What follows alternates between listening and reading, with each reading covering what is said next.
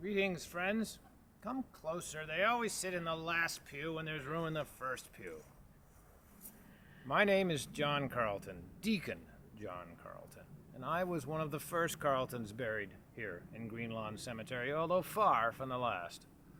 Now, if I may, I would first like to tell you of my father, Oliver Carleton, Deacon Oliver Carleton.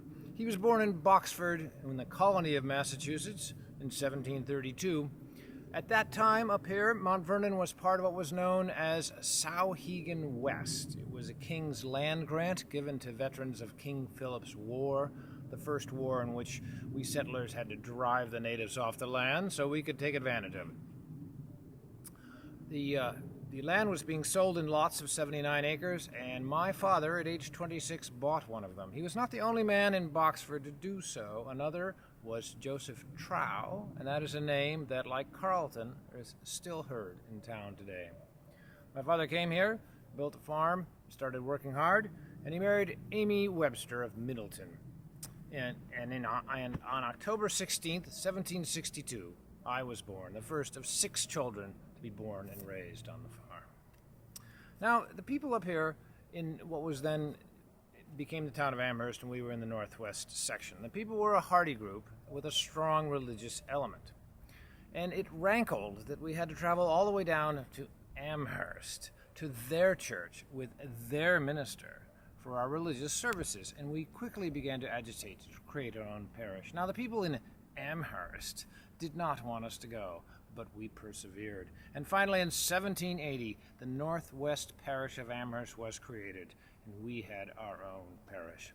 Immediately, people began to build a house of worship. Everyone in town contributed labor, they contributed money, and they contributed timber. My father contributed so much that his own farm almost failed. He had to sell 2 steers to avoid bankruptcy. And I myself, during my honeymoon, I helped haul logs out of the woods over the snow for the timber. And as soon as we had a frame and a roof, we had our first service, before we even had a floor or pews. Incidentally, this is not the church you now have.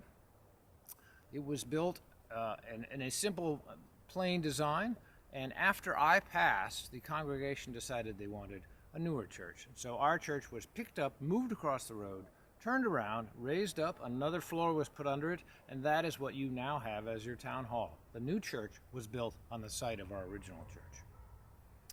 My father, being a man of a sound orthodoxy, was elected deacon and stayed deacon until his death. Now, about myself.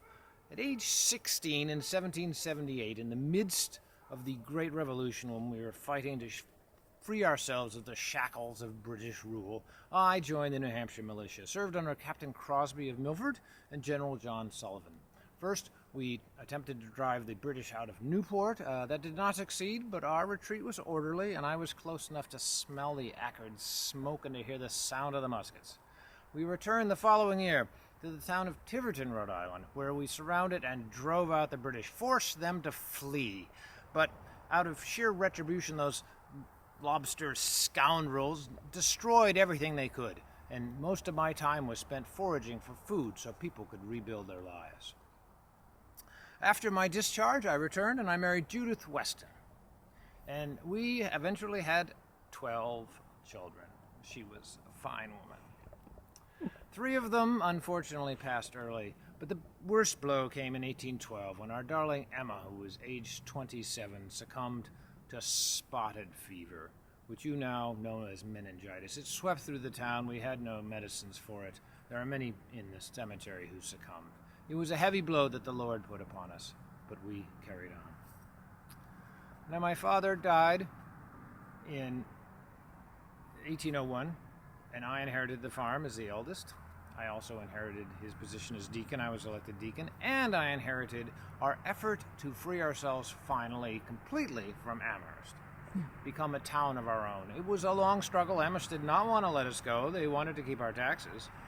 But finally, in 1803, Governor Gillum signed a proclamation.